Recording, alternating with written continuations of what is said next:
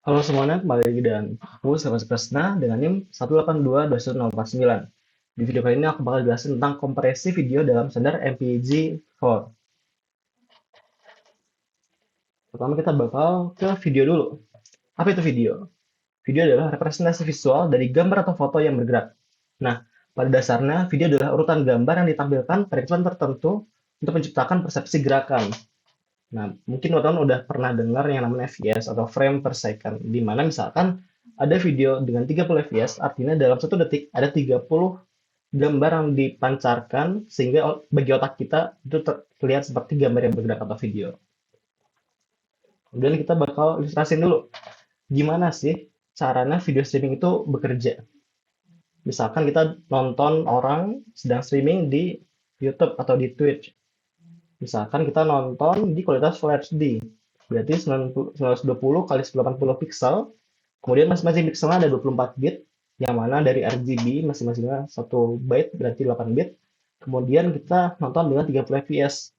Artinya yang dalam satu detik, data yang kita download dan dikirimkan ke kita itu adalah 1,5 gigabit. Nah, 1,5 gigabit per second ini sangatlah tinggi, bahkan kecepatan internet di Indonesia juga rata-rata belum sampai segitu. Nah, jadi gimana caranya kita bisa akses seperti itu secara real time? Bahkan dari mereka upload dulu, kemudian kita download, berarti kan lebih sulit lagi, lebih banyak lagi data yang harus diunggah dan juga di-download. Nah, gimana cara kerjanya? Jadi ada yang namanya codec. Codec adalah perangkat lunak yang dapat melakukan encode dan juga decode. Jadi daripada kita mengirimkan gambar yang besar tadi, yang 1,5 gigabit per second, kita kompres terlebih dahulu, baru kita dikompres lagi. Jadi dari video awal yang masih raw, menggunakan encoder, di encode, kemudian kita mau simpan, mau kirim atau mau diedit-edit, itu kita pakai yang sudah kecil tadi, yang sudah dikompres tadi. Kemudian jika ingin rekonstruksi bisa menggunakan decoder menjadi video yang kualitasnya bagus tapi belum 100% sempurna. Jadi gambar hasilnya dari video baru ini bakal lebih jelek dibanding yang awal, tapi nggak bisa notice oleh manusia. Sangat sedikit perbedaannya. Nah, gimana cara kerja video compression?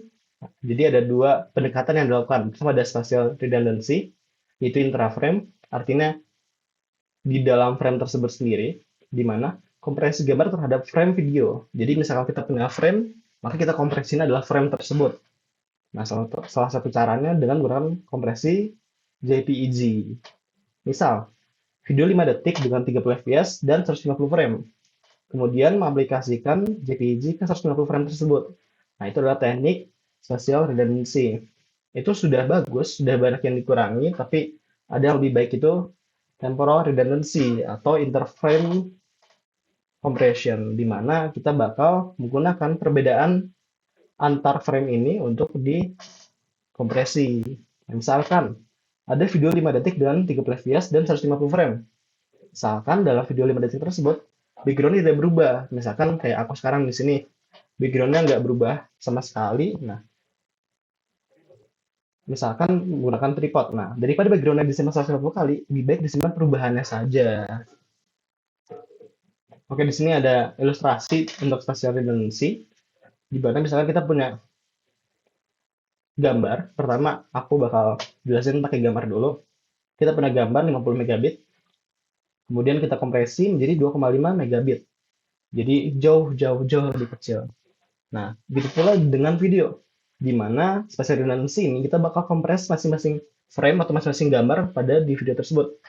Jadi yang asal 8 gigabit, misalkan setiap frame-nya kita kompresi, dia bakal menjadi 400 megabit. Itu ilustrasi, jadi angkanya belum 100% benar, tapi emang bakal mengurangi sebesar itu, sangat besar.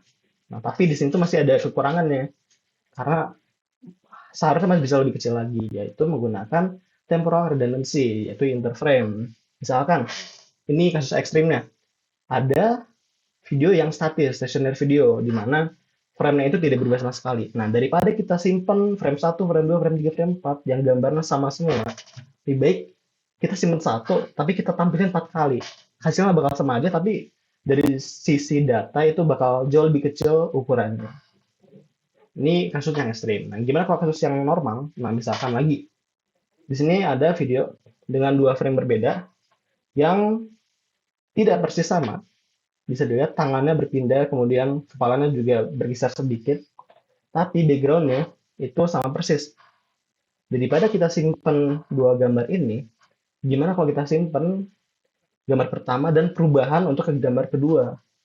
Nah, itu namanya motion compensation. Bisa dilihat gambar di bawah, di sini ada tas, tasnya bergeser. Daripada kita simpan dua gambar berbeda, kita simpan aja perubahan, motion, pergerakan dari gambar tersebut. Nah, gimana cara kerjanya? Jadi, kita bakal membagi target frame, yaitu frame yang dituju, menjadi banyak makro block, dan menghitung pergerakannya dari frame referensinya atau reference frame-nya. Nah, gimana caranya bisa mencari target? Nah, ketika mencari target, ada yang namanya value K, di mana ini adalah sejauh mana sih bakal dicari makro block yang mirip isinya. Bisa dilihat di sini, jadi nanti bakal dicek makro block tersebut tuh cocok dengan makro block yang mana. Kemudian dari ini bakal didapatkan predicted frame. Jadi target frame ini diprediksi dari reference frame menggunakan macro blocks yang tadi saya jelaskan. Kemudian perpindahan macro block yang mirip disebut motion vector. Dan perbedaan antara frame prediksi dengan frame asli disebut difference image atau error image. Sebenarnya masih banyak istilah lainnya, cuman yang paling sering digunakan itu biasanya error image atau difference image. Nah, gimana sih logiknya? Aku bakal jelasin yang simple dulu. Jadi ketika kita mau encode dan juga decode atau kita mau kompresi, yang seperti tadi aku jelasin, kita simpan perubahannya, atau motion vectornya, atau motion compensation-nya, gimana sih cara kerjanya? Jadi gini, ketika kita punya frame N dan juga frame N plus 1, dari teknik yang tadi yaitu kita pakai macro block dan juga cari predicted-nya, kita bakal dapat yang namanya motion compensation. Nah, kita punya dua frame, kemudian dari perbedaan itu dengan teknik yang tadi kita dapat motion compensation. Nah, kemudian motion compensation ini ditambahkan ke frame N supaya mendapatkan predicted image. Jadi, walaupun tadi motion compensation ini didapatkan dari perbedaan, kita nggak bisa dapat yang 100% betul hasil perbedaannya. Jadi tetap ada error. Nah, makanya di sini bisa dilihat image yang prediksi tadi yang sudah kita dapatkan dari ini, kedua ini, frame N dan juga motion compensation, kita bandingkan dengan frame N plus 1, frame berikutnya atau target frame. Kita kurangi dan didapatkan different image yang tadi sudah aku jelaskan. Mungkin aku pindah ke atas saja di sini. Oke, biar ngalamin. Nah, dari sini kalau dikurangin dia dapat different image. Gimana cara sebaliknya atau cara decode-nya? Nah, cara decode-nya juga nggak beda jauh. Berarti tadi kita setelah encode kita punya frame N, kita punya motion compensation, dan kita juga punya different image. Kita mulai dari frame N.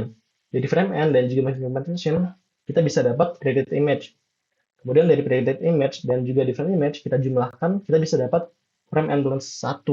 Nah, itu cara kerja dari encoding dan decoding kompresi video. Nah, kalau tadi udah dijelasin, kalau encode decode itu kita bakal nyari motion compensation dan juga different image. Nah, tadi kenapa sih? Kenapa nggak kita simpan aja tuh frame N sama frame N plus 1? Kenapa lebih baik kita simpan frame N, terus different image-nya, dan juga motion compensation-nya? Nah, walaupun kelihatannya lebih banyak, itu sebetulnya jauh lebih sedikit informasinya. Bisa dilihat di sini different image itu sebetulnya sangat kecil informasinya. Kemudian motion compensation pun yang dalam bentuk motion vector, dia bisa dikompresi juga dan bisa ukurannya jauh lebih kecil dibandingkan kita nyimpen gambarnya satu persatu. Oke, sekarang bakal aku jelasin teknik dari encodingnya.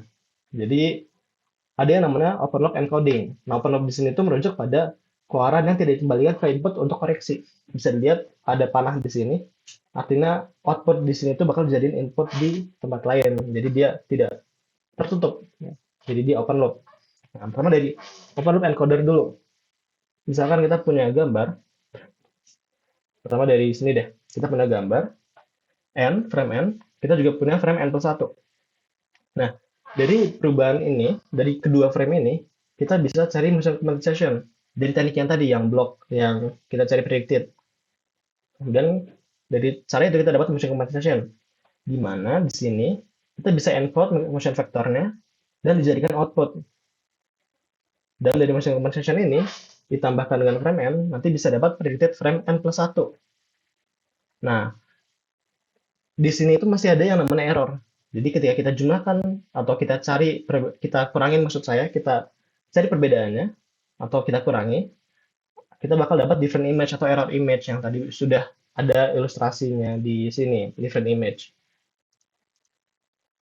Nah, setelah kita dapat different image, dia juga bakal dikompres, mulai dari density, kondensasi, dan juga entropy coding. Setelah di encode, dijadikan output. Jadi kita punya dua output, yaitu motion vector dan juga image difference yang sudah di encode. Nah, ini terjadi secara looping, bakal terus-menerus sampai semua frame ini tercover. Nah, gimana dengan proses selanjutnya itu decoding? Nah, open loop decoder ini kita dapat output dari yang tadi, itu encoded image, dan juga dapat encoded motion vector. Nah, pertama aku jelasin dari bawah dulu. Dari encoded motion vector ini bisa kita decoding dengan cara yang sebaliknya. Kalau tadi kita encoding, berarti sekarang decoding.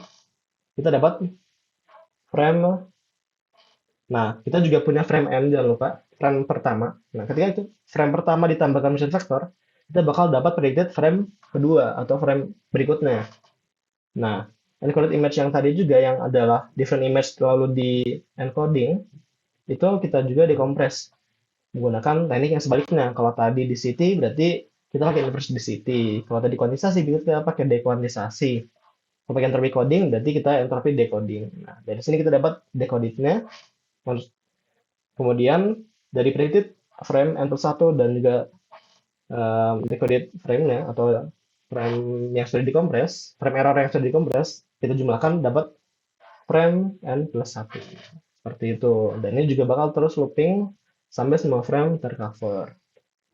Nah, tapi dari masalah ini tuh ada kekurangannya. Kekurangannya bisa teman-teman lihat di daerah sini. Bisa teman-teman lihat hasil dari satu looping bakal dipakai untuk looping berikutnya. Artinya apa? Artinya jika ada data yang hilang atau ada error, misalkan kita dekondensasi, pastinya bakal ada yang lossy, yang hilang-hilang, itu nanti bakal bikin reference frame-nya itu nggak sesuai dengan seharusnya.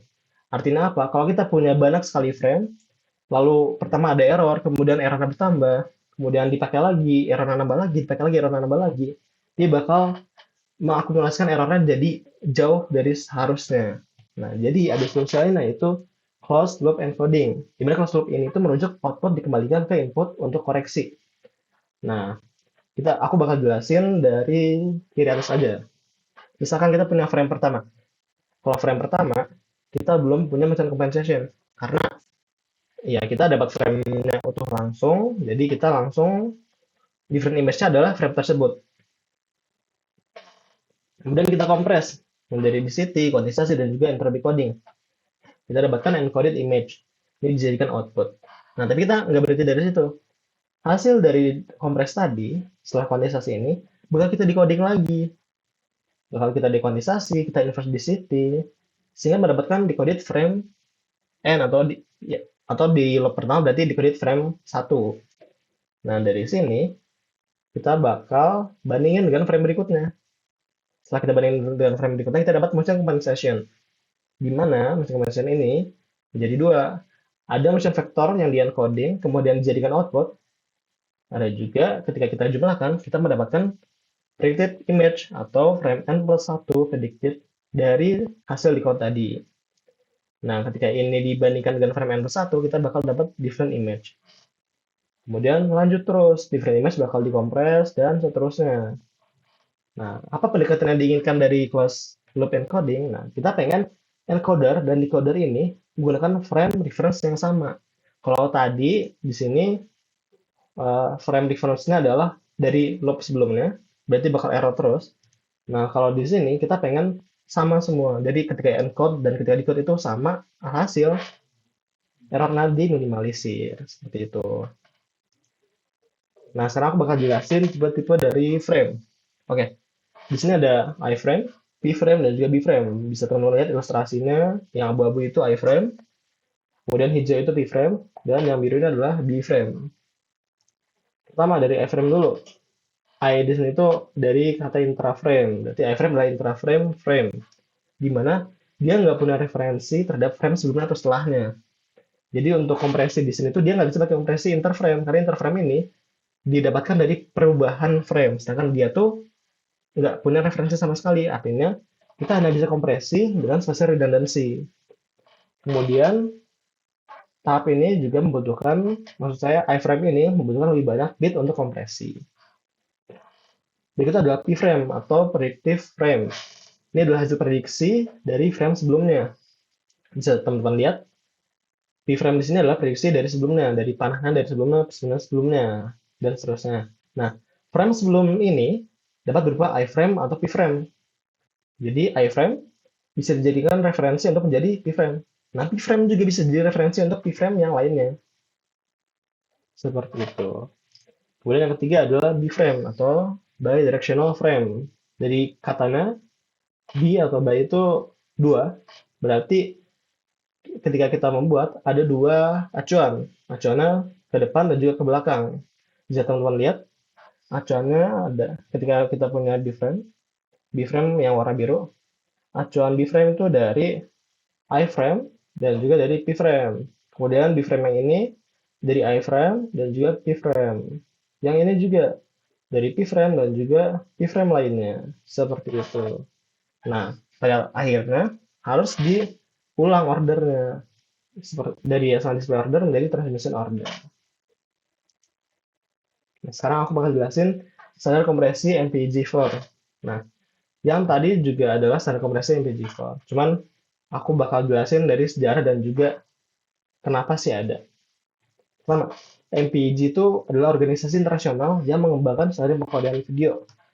Nah, MPG4 ini mendukung low bandwidth dan high bandwidth dengan ukuran makroblok itu yang ukurannya variable size. Kemudian punya turunan, yaitu yang sering kita pakai itu H264 MPG4. Nah, ini tuh sering banget dipakai, bahkan di YouTube pun menggunakan standar konversi seperti itu.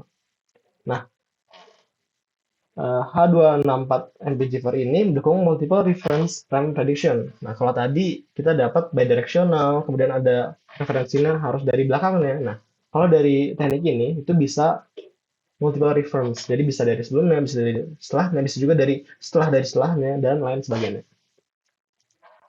Oke, mungkin segitu aja yang pengen aku jelasin di kesempatan kali ini. Jika ada salah-salah, mohon maaf. Thank you.